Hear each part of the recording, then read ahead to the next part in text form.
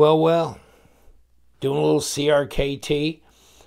Met Eric Ochs at the SHOT Show 2020. I met him there at 2019 as well.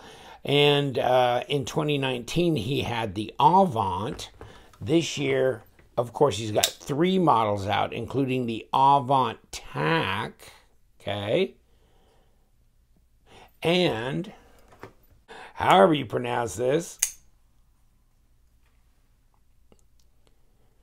Chehalem, yeah, I don't know. Chehalem,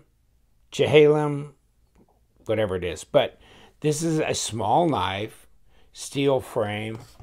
This one, a G10 with IKBS, the Avant Tac. Very interesting knife. And my favorite, the Apoc stands for Apocalyptic. And it is done in an apocalyptic fashion, is it not? Check out all this kind of hammered finish going all the way around here, all the way around here, and then, of course, not to ignore the work on the blade here. And, of course, it's blacked out, but it's got to be. I mean, if you're going for apocalyptic, then yes, shiny satin surface probably kind of defeats the whole bad boy look. But this is bad boy, and it's deep carry. And check out the screws there. They're flat. They give you room. They don't interfere with your pocket. And it's a milled out area for that pocket clip. On deep carry, you really should make it flush with the scale here, and then get the screw heads out of the way. Get them out of the way. Unlike knives where they're button top screws, yes, they machined an area for the clip, but then what do you got those Humpty Humps out there for? No, flatten it out, make it right. So there you go.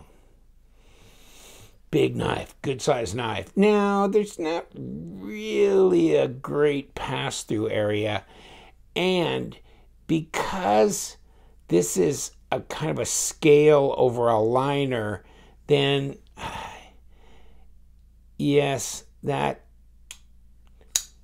it makes it this a little thin here. So for repeated, it does tend to finally dig into your thumb a little bit. If you just sit here and do this for long enough, it's going to start digging into the end of your thumb a bit. And you know what? This steel frame is pretty stiff as well. So now, can I feel it? Oh, yes, no, not quite there. Okay, hold on. Yes. Okay, so I can feel it. Okay, I can throw it out if I do it like this as well. The detent, I think the detent is appropriate because it makes it really easy with a lazy little pull to flick out there on its IKBS. But it's probably a 4 to a 4.4, somewhere in there on my detent scale. Not a 5.2 or 5.5 or anything like that. So, yeah.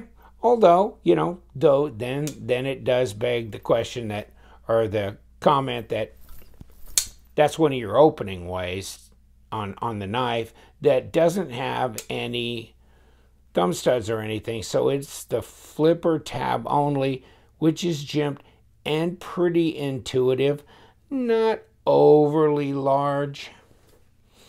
Design flows pretty nice. Blade to handle length, when you consider you got this backspacer wrapping around here, I think you've used it all. I think you're there.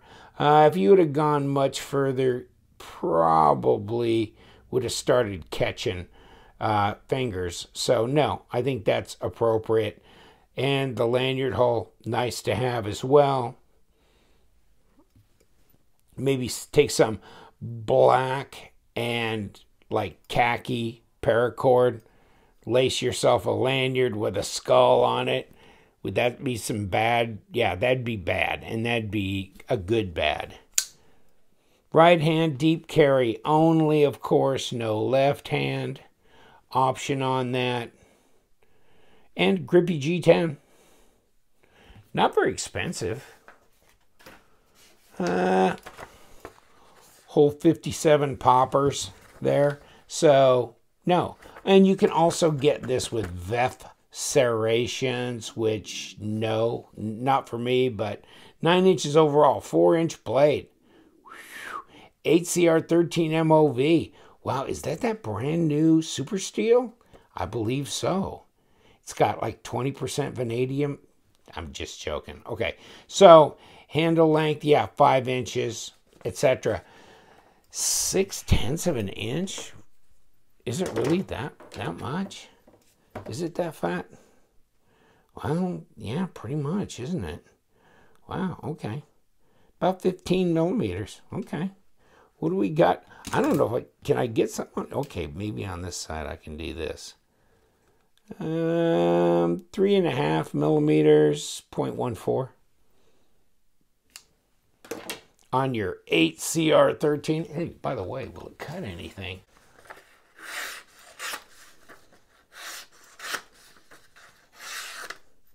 Okay. Yeah, it's pretty sharp right out of the box. I'll go with that. Here's your model number 5380. And your box comes with paperwork. Let's see the paperwork. And it shows you the exact knife you just bought. No, it doesn't. Okay. There you go. So it's kind of generic paperwork. Unfortunately, it'd be nice if it was more knife specific, but it's not. And it's, typical CRKT box. But like I was saying, 57 smackers use the LTK discount code. So, yeah, $5.70. So maybe $53 overall. So is that crazy money? No, I don't think it is at all.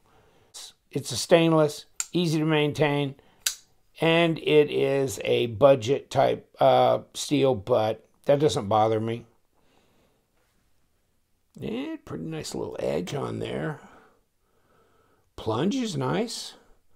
Lockup's pretty hardy there, 35% if it's a dime's worth.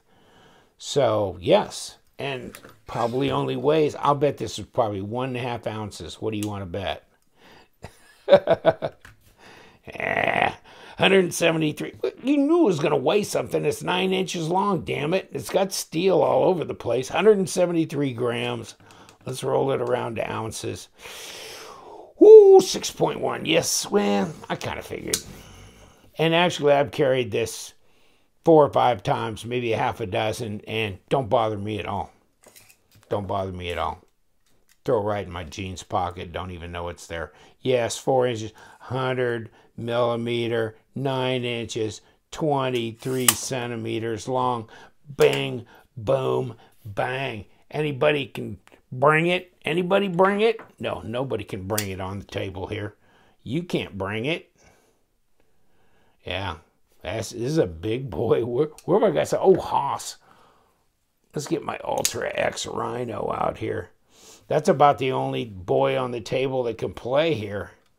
Ultra X Rhino. Talk about budget beaters. Crazy budget beaters. But yeah, nice. Although, hey, check it out. I mean, we can go high class. Mr. Ochs, of course, he's a custom knife maker. So, I got the Orca. Of course, this is the drop, drop, mass drop. And of course I got this. And then the links, I had that for a while, but you know, really I prefer the Orca and the purple Moku tie carbon fiber with RWL 34 blade. And this is wonderful right here. So this is one of my keeper all-time favorites. Just so much nice going on here. That's really impressive and done well. Super lightweight too.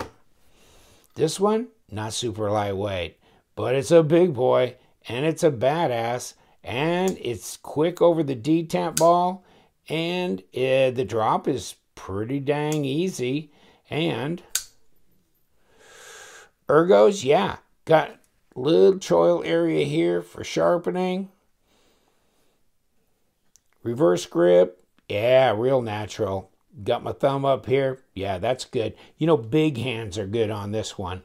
5-inch handle. Lots of room. Lots of room. Really, I fit on there really nice. So, I'd say the ergos are excellent. The overall look gets attention and gets compliments.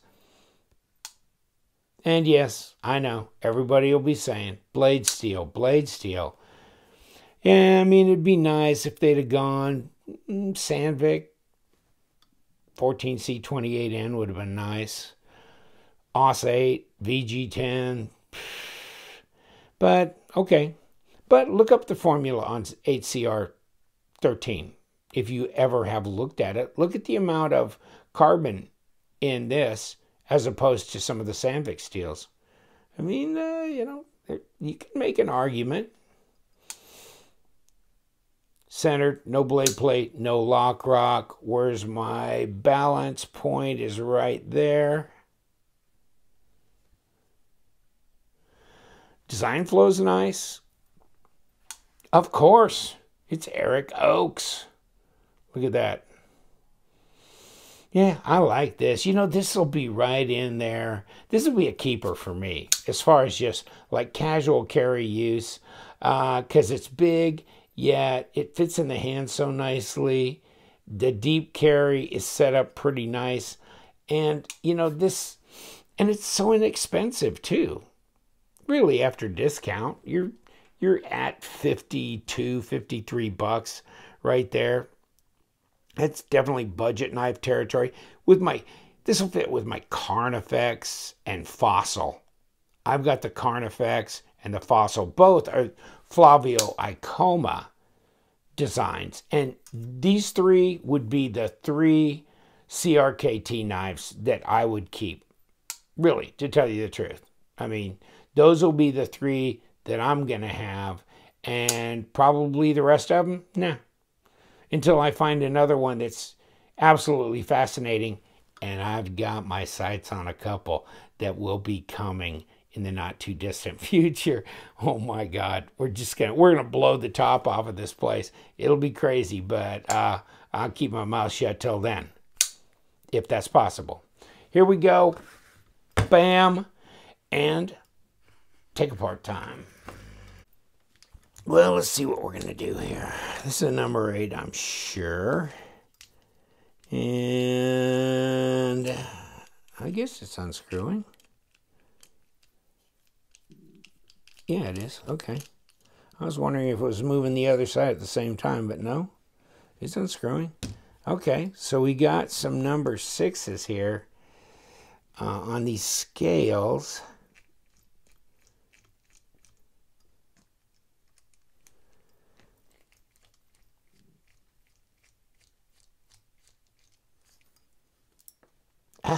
There we go. And they're popping off, but just stick them back in there. You want to see the underside of the scale, no big deal. And here we go. And yes, we have 2 more screws. Don't wait. And these are into the back spacer. And let's see if we can break them loose. Okay. There you go with that one. I don't know Yeah, somebody got them, they got them done in here. They're there all right.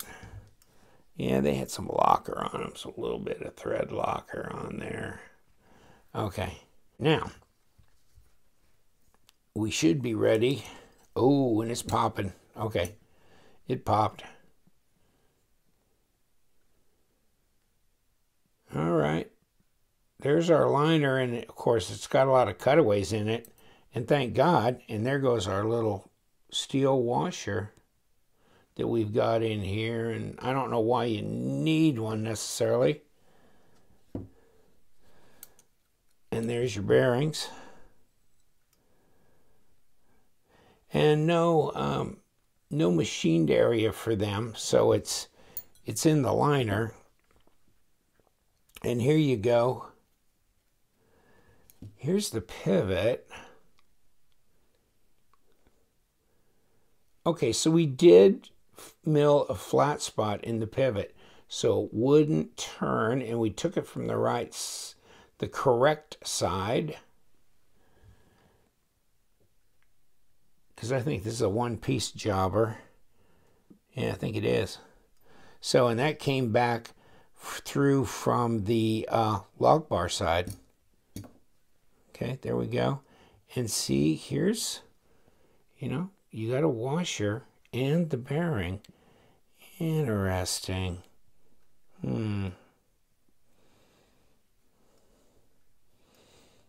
But yeah, I mean, it has good action, so whatever they did, obviously it didn't hurt anything. There's your back spacer. That feels like aluminum. Yeah, it's not magnetic, that's aluminum. Yeah, this is all steel. Yeah, okay. So, this is an aluminum back spacer. Got that established at least. And we can roll that back on right there.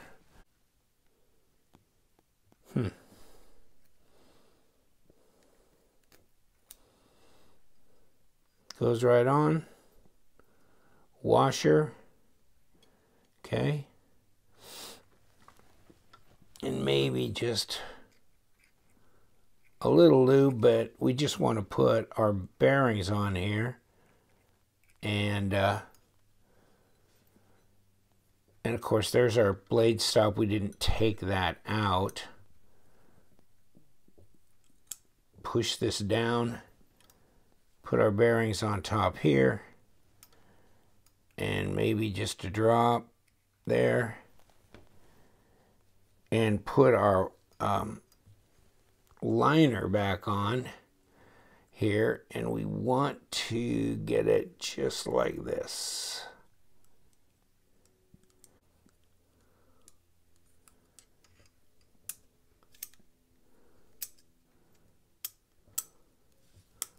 Okay, that's all lined up. And now we're going to put these little screws right back in here to go in that back spacer.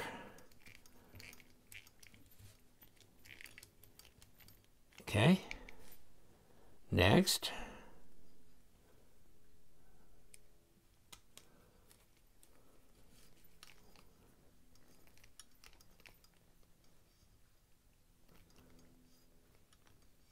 Okay, we're tight.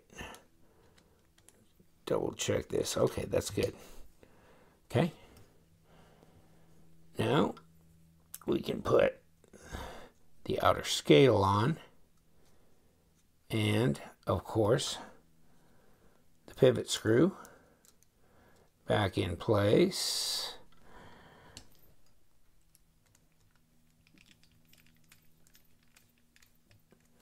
Deal with that later. And scale.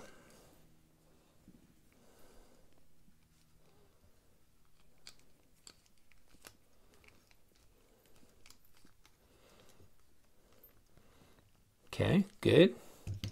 See where we are. Not quite centered. We got a little bit of ways to go on this. Now we should be centered, and we are. And yeah, drop is good. No play. Yeah, not bad at all. Back with the Apoc. Eric Ochs design. Yes. Yeah, I do really, really like this one. I know, not fancy steel, not fancy materials, but great design. And you know what? I think CRKT at least did a good interpretation of what Eric wanted to accomplish with this. Visually, machining wise, that kind of thing. So yeah, this is the favorite of the 3 models that he has put out this year with CRKT. All right, take care, my friends. CRKT and Eric Ochs. It's good, and we love them knives, and you guys stay sharp.